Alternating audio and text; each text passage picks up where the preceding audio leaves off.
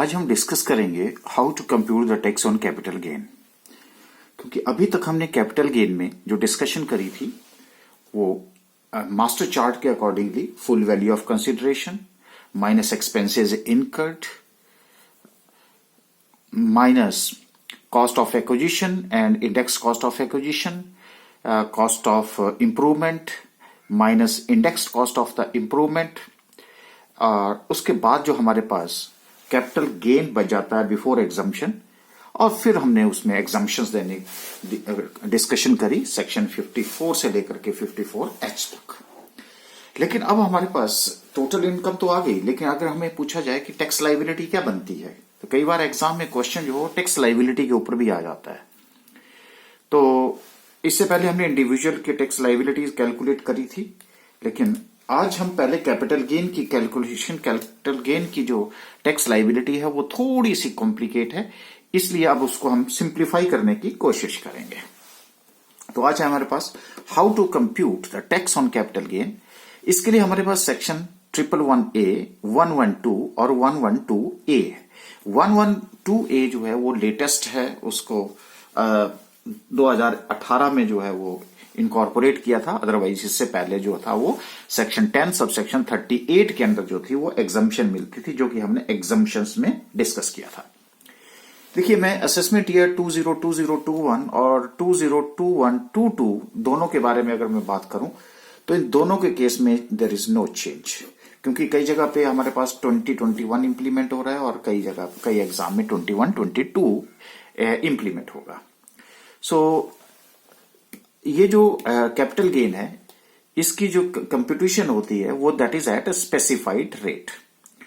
आपको पता है कि दो तरह के रेट्स होते हैं, और वो क्या रेट्स होते हैं पहले भी हमने डिस्कस किया है, लेकिन फिर भी मैं आपके लिए दोबारा से रिव्यू कर देता हूं। मान लीजिए कि आपके पास टोटल इनकम आ जाती है, तो मैं इंडिविजुअल की बात कर रहा हूं, तो it is taxable at regular और नॉर्मल टैक्स रेट्स। अब नॉर्मल टैक्स रेट्स हुआ जैसे इंडिविजुअल है, इंडिविजुअल में भी अगर वो सीनियर सिटीजन नहीं है तो उस केस में 2.5 लाख रुपए तक कोई टैक्स नहीं लगता। 2,50,001 से लेकर के 5 लाख तक 5% है, और 5 लाख से लेकर के 10 लाख तक जो है वो 20% है, और अबव 10 लाख जो है वो 30% है। राइट। अच्छा, अगर कोई कंपनी है तो उस केस में वो 30% होता है नॉर्मल रेट, और अगर फॉरेन कंपनी है तो उस केस में वो 40% होता है। इसको हम बोलते हैं नॉर्मल रेट्स, फ्लैट रेट्स या रेगुलर रेट्स बोलते हैं। क्योंकि आपको पता है कि टैक्स लायबिलिटी जो है वो अगर आप बुक का पहला पेज देखें जहां टैक्स रेट्स लिखे होंगे, वहां पे दो तरह के रेट्स होंगे, एक नॉर्मल रेट होगा, एक स्पेशल रेट होगा। तो ये था हमारा नॉर्मल रेट। लेकिन अगर वो सीनियर सिटीजन है तो वहां 2.5 लाख की जगह पे यहां पे 3 लाख होगा। ठीक है जी। और फिर 3 लाख से 5 लाख 5%, और 5 लाख से 10 लाख 20%, और अबव 30%। ठीक है जी। लेकिन अगर वो सीनियर सिटीजन है तो उस केस में जो है वो 5 लाख तक एग्जम्प्ट होगा, यानी कि यहां तक एग्जम्प्ट है, उसके बाद सीधा उसका 20% है और 30% है। ये हमने बड़े पहले जो था वो स्टार्टिंग के लेक्चर्स में हमने डिस्कस किया था। और ये कुछ एक रेट्स हैं which are taxable at special tax rates. Special tax rate में हमारे पास शॉर्ट टर्म कैपिटल गेन आएगा, लॉन्ग टर्म कैपिटल गेन आएगा, और जैसे कैजुअल इनकम है, कैजुअल इनकम का जो रेट है इस टाइम 30% है। जैसे मान लो आपकी लॉटरी लग जाती है, कौन बनेगा करोड़पति आप खेल रहे हैं, तो उसको हम कैजुअल इनकम बोलते हैं। उस कैटेगरी में वो इनकम फ्रॉम अदर सोर्सेज में आता है, और वो भी हमारे स्पेशल रेट्स पे आता है। राइट। तो ये जो हमारे short term capital gain, long term capital, या जो स्पेशल रेट्स हैं सेक्शन 110 से लेकर के 115B तक कवर होते हैं। लेकिन हम तो यहां पे सिर्फ किसकी बात कर रहे हैं, सेक्शन 11A, 112, 112A, जो कि हमारे शॉर्ट टर्म और लॉन्ग टर्म कैपिटल गेन से रिलेटेड है।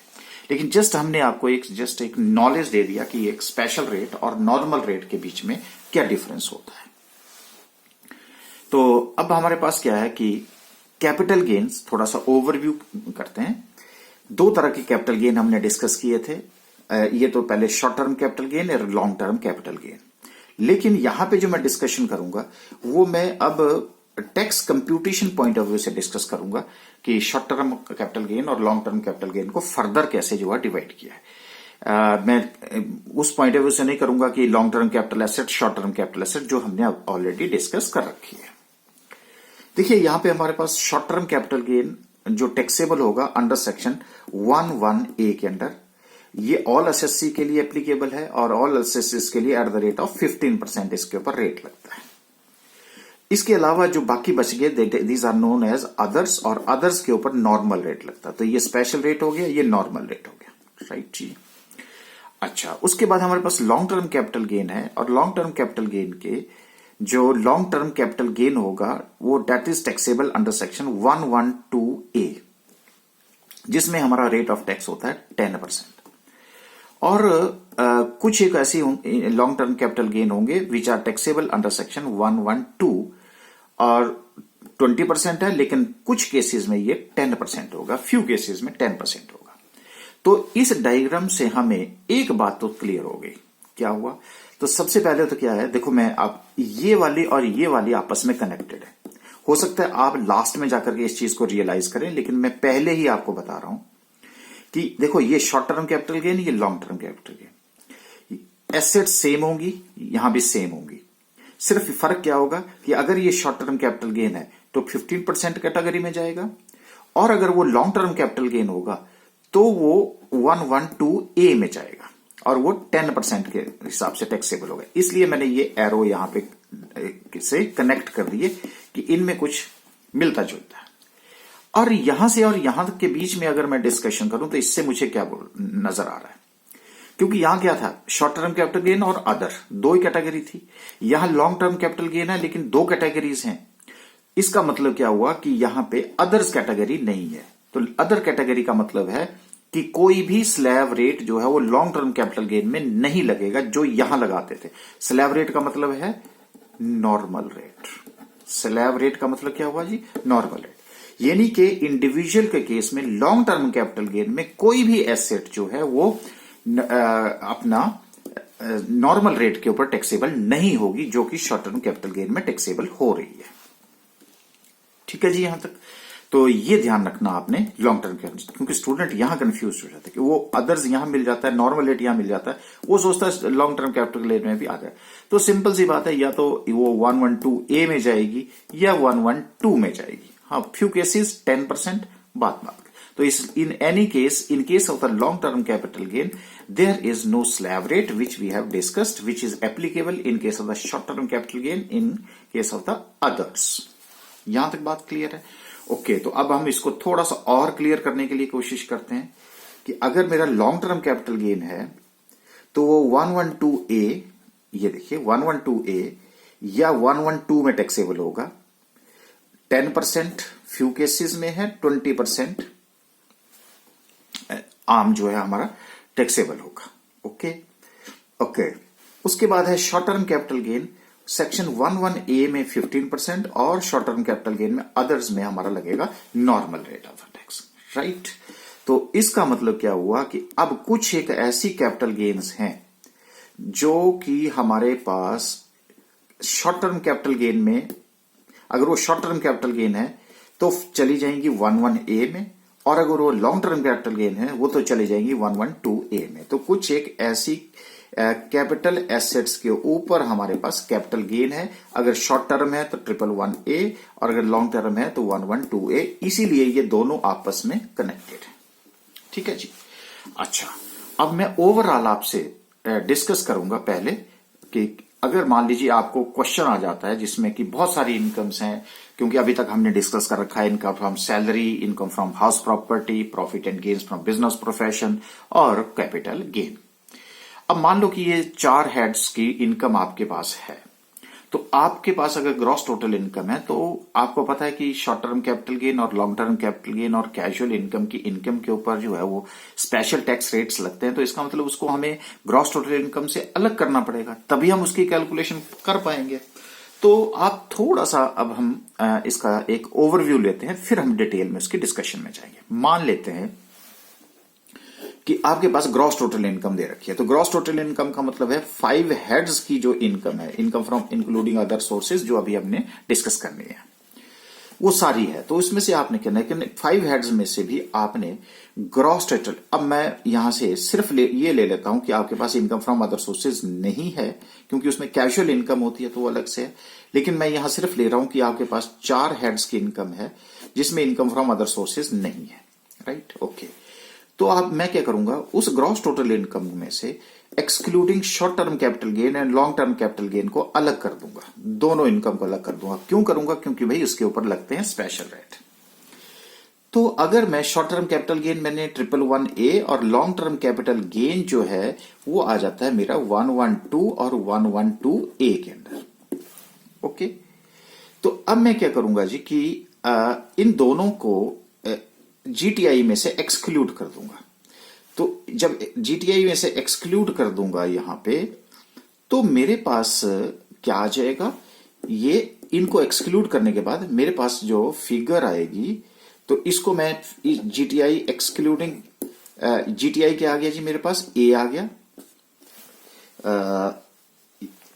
या इसको ऐसे रहने देता हूं, GTI excluding short term capital gain and long term capital gain, ये 111A में, ये 112 में और 112A में, राइट। तो वो मेरे पास क्या आ जाएगा, बी आ जाएगा। टोटल इनकम जीटीआई में से कौन सी income, short term capital gain और लॉन्ग टर्म कैपिटल गेन को आपने माइनस कर देना। माइनस करने के बाद जो इनकम आएगी मेरे पास वो आएगी total income excluding short term capital gain and long term capital gain, right. उसके बाद मैं क्या करूंगा, उसमें से डिडक्शंस दे दूंगा, ठीक है। अब ये मेरे पास क्या आ गया, ये आ गया मेरे पास, अब मेरे पास क्या आ गया, ए डिडक्शंस अंडर चैप्टर 6A, और वो कौन सी है जी, 80CCC to 80U, ठीक है। अच्छा, अब क्या हुआ जी मेरे पास कि ए में से जो मेरे पास टोटल इनकम आ रही है, ये ए नहीं, इसको मैं बी कर देता हूं, B minus deduction under section chapter 6A 80CCC to 80U, इनको मैं उसमें से लेस कर दूंगा, और लेस करने के बाद मेरे पास आ गया सी, मेरे पास आ गया ये था मेरे पास, हाँ ये बी आ गया, ये आ गया मेरे पास टोटल इनकम, सॉरी एक मिनट, इसको मैं करता हूं ए और इसको कर देता हूं मैं बी, ठीक है जी। अब मेरे पास क्या आ गया, deduction under section chapter A, तो A minus deduction under chapter 6A, A मेरे पास आ गया total income excluding short term capital gain and long term capital gain, और बी आ गया मेरा deduction under section chapter 6A। अब मेरे पास क्या हो गया कि ए माइनस डिडक्शंस क्या आ जाएगा, बी आ गया। ओके, अब मेरे पास सी आ गया, सी किसके लिए आ गया, टैक्स, किसके ऊपर, income tax on B. Income tax on B का मतलब है कि जो मेरी ग्रॉस टोटल इनकम जिसके ऊपर मेरे क्या लगेंगे, स्लैब रेट्स लगेंगे। ओके, अब मेरे पास आ गया स्लैब रेट्स। यहां से एक बात क्लियर होगी कि डिडक्शंस हैं वो शॉर्ट टर्म और लॉन्ग टर्म कैपिटल गेन के ऊपर नहीं मिलेंगी, क्योंकि डिडक्शन हमने यहीं से माइनस कर दी, तो अदर इनकम्स के ऊपर, यानी कि अदर देन शॉर्ट टर्म और लॉन्ग टर्म कैपिटल गेन को छोड़ करके। अच्छा, जो मैंने शॉर्ट टर्म और लॉन्ग टर्म एक्सक्लूड करी थी उनको मैं क्या करूंगा, उनको मैं अलग से ले जाऊंगा, और अलग से मेरे पास शॉर्ट टर्म कैपिटल गेन है, उसका जो मैंने अभी आपसे डिस्कस किया उसको मैं लिखता हूं एक्स। तो इन सेक्शन 111A के अंदर जो है वो income tax on short term capital gain under section 111A, जो भी रेट होगा, जो भी होगा, जैसे हमारे पास 15% है, जो भी हमारी कैलकुलेशन होगी वो हम यहां पे कैलकुलेशन करेंगे। उसी तरह से मैं लॉन्ग टर्म कैपिटल गेन को मैंने वाई लिख दिया, इसके ऊपर जो मेरा इनकम टैक्स है on long term capital gain under section 112 और 112A के अंदर जो है मैं इसकी टैक्सेशन करूंगा, ठीक है जी। तो इसका मतलब है कि यहां भी मुझे 2 सेक्शंस कैलकुलेट करने के पड़ेंगे, लेकिन मैं यहां पे उन दोनों का टोटल लेके चलूंगा। अब मेरे पास क्या आ गया, डी आ गया। डी कैसे आया, एक तो मेरा टैक्स आ गया यहां से, कहां से आया जी, जो अदर इनकम्स थी जिसमें short term of capital gain और लॉन्ग टर्म कैपिटल गेन को मैंने अलग कर दिया था। जैसे मान लेता हूं कि मेरे पास 4 लाख रुपए की इनकम है, जिसमें से मेरी जो शॉर्ट टर्म कैपिटल गेन की इनकम है वो मान लेता हूं कि 1,50,000 रुपए है और ये मेरी 50,000 रुपए की इनकम है। ठीक है, तो इसका मतलब क्या हुआ कि 2 लाख रुपए की इनकम मेरे पास यहां पे क्या आ गई, GTI excluding short term and long term capital gain. तो ये 1,50,000 रुपए ये मेरा यहां आ गया, सॉरी 2 लाख रुपए मेरा यहां आ गया। ठीक है, मान लो कि उसकी डिडक्शन 60,000 रुपए की डिडक्शन है, तो डिडक्शन मेरे पास क्या आ गई, 2 lakh minus 60,000 which is equal to 1,40,000। ठीक है, अब ये मेरे पास क्या होगा, 1,40,000 रुपीज के ऊपर मैं अगर इंडिविजुअल होगा तो मैं स्लैब रेट लगाऊंगा, अगर कंपनी होगी तो मैं 30% लगाऊंगा, अगर फॉरेन कंपनी होगी तो 40% लगाऊंगा। लेकिन मान लीजिए कि मेरे पास है वो इंडिविजुअल, तो इंडिविजुअल का केस में अभी हमने डिस्कस किया कि 2-2.5 लाख रुपए तक जो है कोई भी टैक्स नहीं लगता। तो मेरे पास यहां पे जो इनकम टैक्स ऑन जो सी यानी कि इनकम टैक्स ऑन बी जो आ गया वो नील आ गया। ठीक है जी, तो सी जो है मेरा नील आ जाता है। अब मान लीजिए कि 1,50,000 के ऊपर मेरा टैक्स कितना बनेगा, लेकिन इसमें से हम 1 लाख रुपए की एग्जामिशन देते हैं, वो बाद में बस डिस्कस करेंगे। तो 50,000 के ऊपर 15% के हिसाब से मान लीजिए कि 6,000 रुपए आ रहा है। ठीक है, अब उसी तरह से मान लीजिए कि 50,000 रुपए के ऊपर इनकम टैक्स जो है 20% के हिसाब से मैं लगा दूं, तो ये जो है वैसे तो ये मेरे पास 10,000 रुपए आ गया। तो मैं क्या करूंगा, डी मेरे पास टैक्स कितना आ गया, nil plus 6,000 plus 10,000 is equal to 16,000 rupees. ठीक है जी, अच्छा अब मेरे पास टोटल टैक्स लाइबिलिटी आ गई कितनी जी, 16,000 रुपए।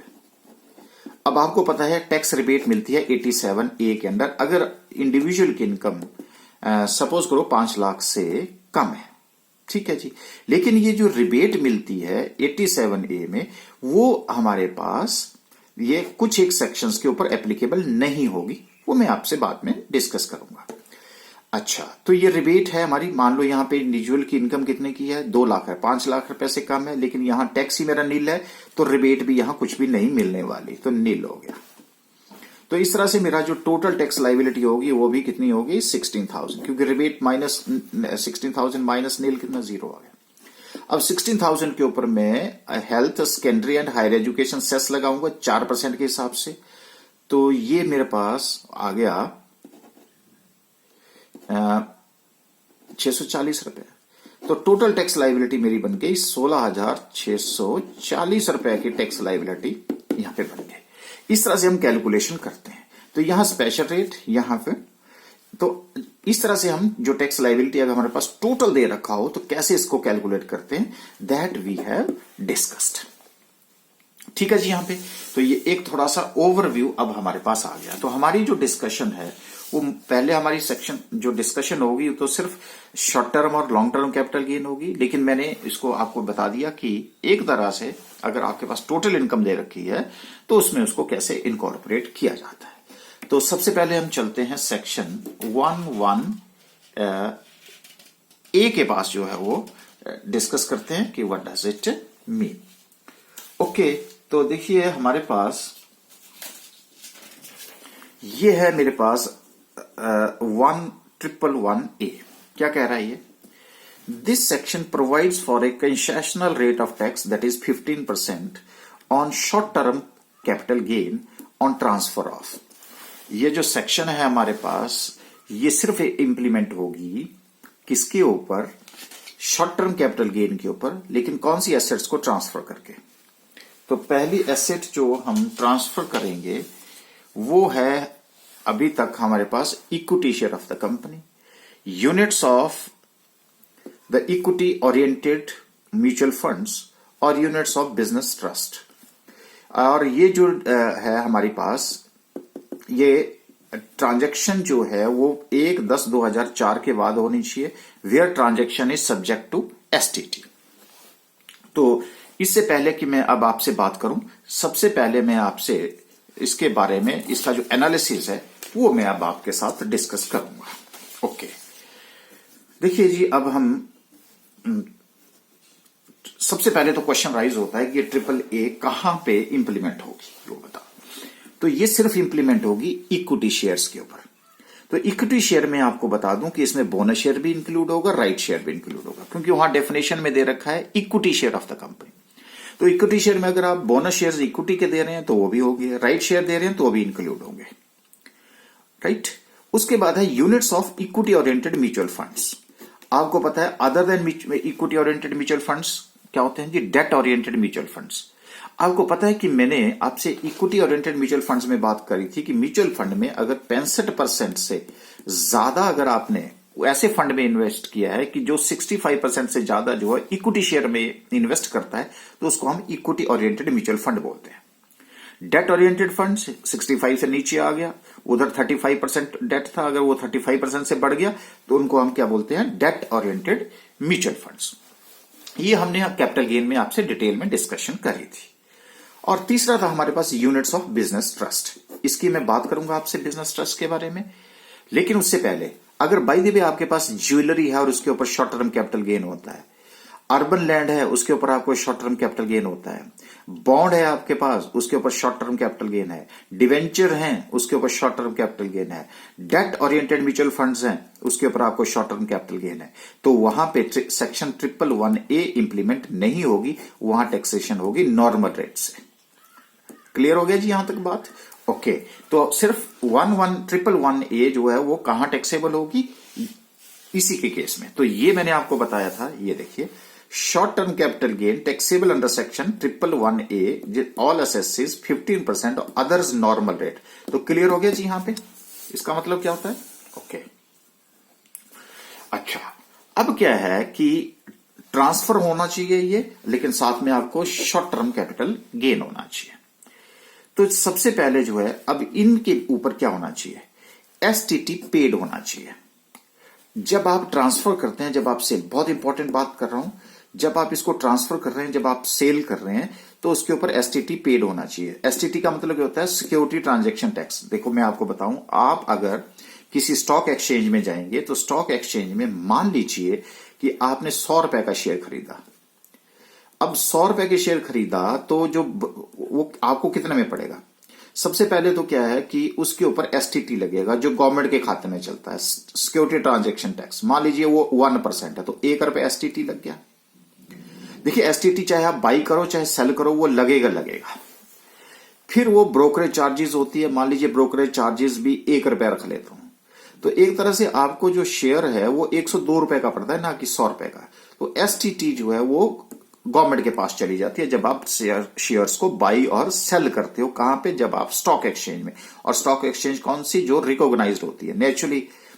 अब एक कंडीशन इसमें है कि ये जो है वो लिस्टेड होने चाहिए। भाई सिंपल सी बात है कि अगर आप ये लिस्टेड है तभी वो रिकॉग्नाइज स्टॉक एक्सचेंज के थ्रू सेल होंगे। तो अगर मान लीजिए अगर आपको वहां लिखा है कि these are sold through recognise stock exchange, तो सिंपल सी बात नहीं कि बाइंग और सेलिंग होती है। तो रिकॉग्नाइज्ड में तो बहुत सारे स्टॉक एक्सचेंजेस हैं, लेकिन इस टाइम जो सबसे ज्यादा बिजनेस किस में हो रहा है? बॉम्बे स्टॉक एक्सचेंज और नेशनल स्टॉक एक्सचेंज। तो इनके थ्रू अगर सेल हो रही है तो उस ऊपर आपने एसटीटी पे होना चाहिए, तब सेक्शन 111A जो है वो इंप्लीमेंट होगी। अगर एसटीटी पे नहीं किया है और इट इज नॉट सोल्ड, यानी कि जिसको हम प्राइवेट प्लेसमेंट बोलते हैं, जो कि प्राइवेट प्लेसमेंट जो है हमें किसी भी स्टॉक एक्सचेंज की हेल्प नहीं लेते, डायरेक्ट बायर और सेलर आपस में आ जाते हैं। तो यहां पे सेल के थ्रू सेल के टाइम जो है एसटीटी पे होना चाहिए, तब होगा। अच्छा, अब ये जो यूनिट्स ऑफ बिजनेस ट्रस्ट है इसके बारे में भी आपको मैं डिटेल में बताता हूं, तभी ये बात समझ आएगी, नहीं तो आप इस चीज को इग्नोर करते हैं। ये जो बिजनेस ट्रस्ट होता है ये क्या है? देखिए REIT का मतलब है रियल इस्टेट इन्वेस्टमेंट ट्रस्ट। अगर आप गूगल करेंगे तो आपको ये रियल इस्टेट इन्वेस्टमेंट ट्रस्ट मिल जाएगा। ये क्या चीज है? ऐसा है, इसकी मैं थोड़ी सी आपको लॉजिक बताता हूं क्या है। मान लीजिए कि ये आप हैं, आपके पास 10 लाख रुपए और आप बोलते हैं कि मुझे प्रॉपर्टी खरीदनी है। अब 10 लाख, इस जमाने में 10 लाख रुपए में आपको कोई घर तो मिलेगा नहीं, प्रॉपर्टी मिलेगी नहीं, और आप चाहते हैं कि उस घर को मैं किराए पे चढ़ाऊं और रेंट आऊं और उससे मुझे इनकम आनी शुरू हो जाए। तो क्या है कि इसके लिए जब आपको लगता है कि आपकी रीच से बाहर है, तो एक रियल इस्टेट इन्वेस्टमेंट ट्रस्ट बना रखा है। रियल इस्टेट बिल्कुल नया कंसेप्ट है, रियल इस्टेट इन्वेस्टमेंट ट्रस्ट। वो क्या करेगा? अब आपके पास कम पैसे हैं तो आप क्या करेंगे, 10 लाख रुपए जो है इसमें इन्वेस्ट कर देंगे। अब उसी तरह से कोई और आएगा, वो भी इसमें इन्वेस्ट करेगा। इस तरह से बहुत सारे लोग जो है इन्वेस्ट करेंगे। मान लो 10 लोगों ने इन्वेस्ट कर दिया तो 10 लाख इंटू 10 यानी कि 1 करोड़ रुपए जो है इसके पास आ गया। वो रियल एस्टेट इन्वेस्टमेंट ट्रस्ट के पास आ गया। वो क्या करेगा, जाकर के प्रॉपर्टी खरीद लेगा, प्रॉपर्टी में इन्वेस्टमेंट करेगा। अब 1 करोड़ रुपए से मान लीजिए उसने 3 घर खरीद लिए। अब 3 घर खरीदने के बाद उन घरों को उसने रेंट आउट कर दिया। रेंट आउट करके उसको रेंटल इनकम मिल गई। रेंटल इनकम किसकी वो इनकम हो गई, रियल एस्टेट इन्वेस्टमेंट ट्रस्ट की। अब जो 10 लाख रुपए वो इन्वेस्ट करेगा उसके बदले में वो यूनिट देगा, जैसे म्यूचुअल फंड में यूनिट मिलते हैं। जब उनको यूनिट्स मिलते हैं तो उसके ऊपर उसको रिटर्न मिलेगी। हो सकता है यूनिट का प्राइस भी बढ़े और साथ में जो उसने रेंट से इनकम अर्न करी वो अपने खर्चे निकाल करके बाकी रिटर्न किसको दे देगा, यूनिट होल्डर। तो 10 लाख इन्वेस्ट करके आपके पास यूनिट आ गए तो आपको क्या बोला जाएगा, यूनिट होल्डर बोला जाएगा। तो यूनिट होल्डर को क्या मिल जाएगी, रिटर्न मिल जाएगी। लो जी, आपका सपना पूरा हो गया। यानी कि आप जो चाहते थे कि मुझे रिटर्न मिलनी चाहिए, मेरा घर होना चाहिए, इस तरह से होगा तो आपको घर के बदले में क्या मिल गया, यूनिट्स मिल गए। तो उन्हीं को बोलते हैं हम यूनिट्स ऑफ बिजनेस ट्रस्ट। और आपको बता दूं कि ये एक इंटरनेशनल फाइनेंशियल सर्विसेज है और ये स्पेशल इकोनॉमिक जोन के अंदर है। और कुछ जगह इसमें जितने भी फॉरेन करेंसी से रिलेटेड ट्रांजैक्शंस हैं वो फॉरेन करेंसी में अगर आपको शेयर और स्टॉक्स खरीदने हैं तो ये इस सेंटर में आपको जाना पड़ता है, इंटरनेशनल फाइनेंशियल सर्विसेज। वो गुजरात के अंदर एक स्पेशल इकोनॉमिक जोन है, उसके अंदर जो है ये international financial service centre establish किया है। लेकिन अब जब SEZ है तो SEZ में जो है बहुत सारी फैसिलिटीज और एग्जाम्पशन दे रखी है, तो वहां पे इनको भी एक एग्जाम्पशन दे रखी है कि आपने STT पे नहीं करना है। लेकिन हमारी यहां कंडीशन है कि STT शुड बी पेड। तो क्या ऐसी जो ट्रांजैक्शन IFSC के थ्रू की जाती हैं क्या वो सेक्शन 111A के अंडर कवर होंगी कि नहीं होंगी? तो इसके लिए एक ये एक्सेप्शन दे दी गई है कि यस, कि प्रोविशियो बना दिया गया है कि अगर ये transactions international financial service centre के अंदर भी दी जा रही हैं और उसके ऊपर अगर STT पे नहीं किया जा रहा है, even then that securities equity shares would also be covered under 111A। तो उसके लिए ये जो कंडीशन है ना STT पेड वाली, ये रिलैक्स कर दी जाएगी। हाँ जी, यहां तक मुझे लगता है कि आपको क्लियर हो गया। तो अब कौन कौन से एसेट्स जो हैं वो कवर हुई 111A में, equity shares, units of equity oriented mutual funds and unit of business trust. ये मैंने अपना एनालिसिस करने के बाद बोनस शेयर और राइट शेयर्स भी इंक्लूड कर दिए गए। और जो अदर एसेट्स हैं वो किस में चली जाएंगी, नॉर्मल रेट्स में जो है वो इंक्लूड कर दी जाएंगी। ओके, तो आइए अब हम इसका एनालिसिस जो अभी तक हमने समझा उसका एनालिसिस के बाद क्या समझे कि this section provide for a concessional rate of tax that is 15% on short term capital gain on transfer of equity shares of company और units of equity oriented mutual fund, ये भी हमें समझ आ गया। यूनिट्स ऑफ बिजनेस ट्रस्ट, ये भी समझ आ गया। And this transfer should be made on or after 1/10/2004 where transaction is subject to STT पे होना चाहिए।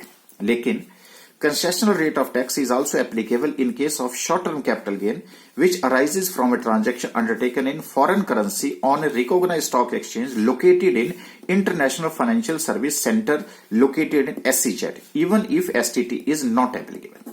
यही बात हमने अभी आपको बताई कि इंटरनेशनल फाइनेंशियल सर्विसेज सेंटर में अगर ट्रांजैक्शन करते हैं और अगर आपने उसमें STT पे नहीं किया है, इवन देन वो 111A में कवर होगी। और साथ में no deduction under chapter 6A, इसके ऊपर चैप्टर 6A के अंदर कोई डिडक्शन नहीं मिलेगी। तो ये तो हमने आपको यहीं पे बता दी थी।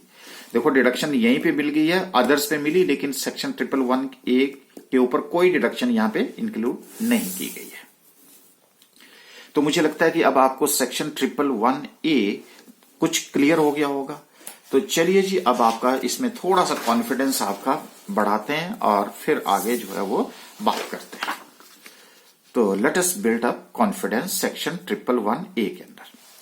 Mr. X, who is 52 years old, having residential status of resident, furnished the following information: income from salary 4 lakh, short-term capital gain on transfer of urban land 20,000, and short term capital gain on transfer of listed equity share STT paid 1,20,000. Investment in NSC under section 80C is 40,000. Compute the total income and tax liability of Mr. X.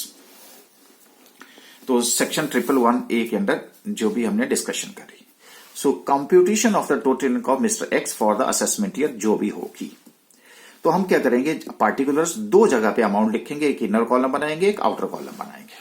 Okay, so income under the head salary, ये देखिए salary क्या है, तो मैंने salary की income को अलग से लिख दिया क्योंकि हेड वाइज लिखेंगे हम. और कौन सा हेड इन्वॉल्व होता है, तो पहला हेड मैंने सैलरी कर दिया, हाउस प्रॉपर्टी इन्वॉल्व नहीं है, profit and gains from business profession involve नहीं है, कैपिटल गेन इन्वॉल्व है और ये इंडिविजुअल का केस है. तो दूसरा है हमारे पास कैपिटल गेन्स. तो कैपिटल गेन्स में हमारे पास शॉर्ट टर्म कैपिटल गेन कौन सी लैंड है, अर्बन लैंड. तो अर्बन लैंड 111A में कवर नहीं होती, लेकिन हमें तो पहले दिखना पड़ेगा ना, शॉर्ट टर्म कैपिटल गेन अलग करना पड़ेगा ना. 20,000 रुपए short term capital gain on listed equity shares, ये कवर होती है 111A में, जो अभी हमने पढ़ा. अर्बन लैंड किस में चली जाती है सर, अदर्स में चली जाती है. ओके, तो एक तरह से मेरे पास जो शॉर्ट टर्म कैपिटल गेन है वो कितनी आ गई, 1,40,000. इस तरह से मेरा ग्रॉस टोटल इनकम कितना हो गया, 5,40,000 रुपीज. लेकिन सर अभी हमने पढ़ा है कि जो डिडक्शन है वो 80C की मिलती है, लेकिन वो कैपिटल गेन के ऊपर नहीं मिलती, बाकियों पे मिलती है. बिल्कुल सही बात है, लेकिन अब हम क्या करेंगे, डिडक्शन दे रही है हमने 80C की 40,000 रुपए के ऊपर. तो NSC इन्वेस्टमेंट है, तो टोटल इनकम मेरे पास 5 लाख रुपए आ गई. लेकिन अब मैंने आपको क्या कर दिया कि इसको अपने पॉइंट ऑफ व्यू से मैंने इसको दो कैटेगरी में बांट दिया. एक कैटेगरी जिसके ऊपर स्पेशल रेट लगेंगे और एक दूसरी जो स्लैब रेट्स लगेंगे. अब आपको पता है कि स्पेशल रेट के ऊपर मेरा 1,20,000 है, क्योंकि यही 111A में आ रहा है, और बाकी जो है किस में जाएगा, नॉर्मल रेट में जाएगा. तो जो सैलरी वाला रेट लगेगा वो यहां पे लगेगा, इसलिए मैंने इसको 1,20,000 इधर लिख दिया और दूसरी तरफ लिख दिया मैंने 3,80,000. ये कैसे आया सर, 4 लाख रुपए मेरी सैलरी है और 20,000 रुपए जो है मेरा किससे आया जी, अर्बन लैंड से आया. तो 4,20,000 रुपए ये आ गया. और मेरा NSC में मैंने इन्वेस्टमेंट करा है, 40,000 रुपए की डिडक्शन इसी के ऊपर मिलती है, इसलिए ये मेरा 3,80,000 रुपए कैसे आया, ये ऐसे आया, जिसके ऊपर मेरा नॉर्मल रेट लगेगा. ठीक है जी यहां तक. ओके, तो let us move to compute the tax.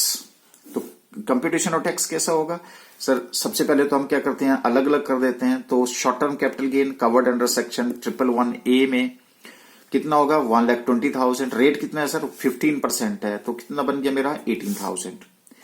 और on total income other than above, यानी कि इसको छोड़ करके कितना, 3,80,000. तो 5 लाख माइनस 1,20,000, 3,80,000 रुपए. और 3,80,000 मैंने वैसे भी आपको कैलकुलेट करके रखा था. ओके, तो सबसे पहले 2.5 लाख रुपए के ऊपर नील होता है, 2,50,000 1 रुपए से लेकर के 3,80,000 तक एट द रेट ऑफ 5%, 6,500. इसलिए टोटल टैक्स कितना हो गया मेरा, 6,500.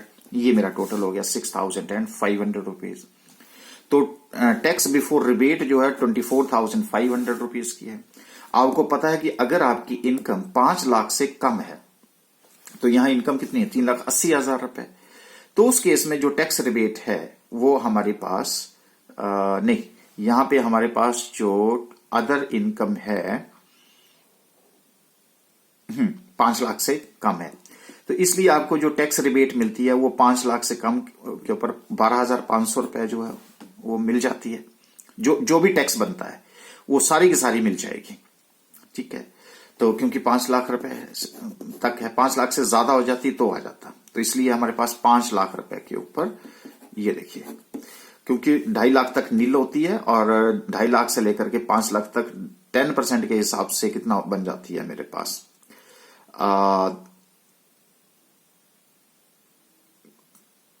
Up to 2,05,000. हाँ, ये 2,50,000 रुपए के ऊपर 5% के हिसाब से 12,500 रुपए बनती है, जो कि 87A के अंडर जो है उसकी रिबेट मिल जाती है. मिल गई जी. तो टैक्स आफ्टर रिबेट कितना हो गया, 12,000 रुपए के ऊपर. Health and higher education cess at the rate of 4%, 480 हो गया जी. तो टोटल टैक्स पेबल कितना हो गया, 12,480 रुपए की जो है ये हमारा टैक्स पेबल हो गया. तो इस तरह से क्या है कि हम कैसे कैलकुलेशन करते हैं, that is under section 111A के अंडर हमने आपका कॉन्फिडेंस बढ़ाने की कोशिश करी है। तो इस तरह से मुझे अब लग रहा है कि यही हमने इंप्लीमेंट किया कि short term capital gain under section 111A में 15% और अदर्स के लिए नॉर्मल रेट लगाया, और यहां पे हमने एक्सक्लूड कर दिया, और एक्सक्लूड करके जो है शॉर्ट टर्म कैपिटल गेन अलग से और बाकी के ऊपर अलग से, बाकी आगे दोनों को जोड़ दिया और 87A के अंदर दे दी। लेकिन deduction under section chapter 6A के अंदर सिर्फ अदर पे होती है, शॉर्ट टर्म कैपिटल गेन के ऊपर नहीं होती, जो हमने नहीं दी है। तो आई होप कि आज आपको सेक्शन 111A जो है वो अंडरस्टैंड हो गया कि इसका मतलब क्या होता है। तो मुझे लगता है कि नेक्स्ट लेक्चर में हम डिस्कस करते हैं फिर 112 और 112A को, क्योंकि इकट्ठे डिस्कस करके जो है ये वीडियो जो है बहुत लंबा हो जाएगा, और जिसको कि अपलोड करना बहुत टफ हो जाएगा। तो इसलिए इसको हम 2 पार्ट में डिवाइड कर देते हैं। तो नेक्स्ट हमारा 112 और 112A, लेकिन पहले हम 112A को डिस्कस करेंगे, फिर 112 को डिस्कस करेंगे।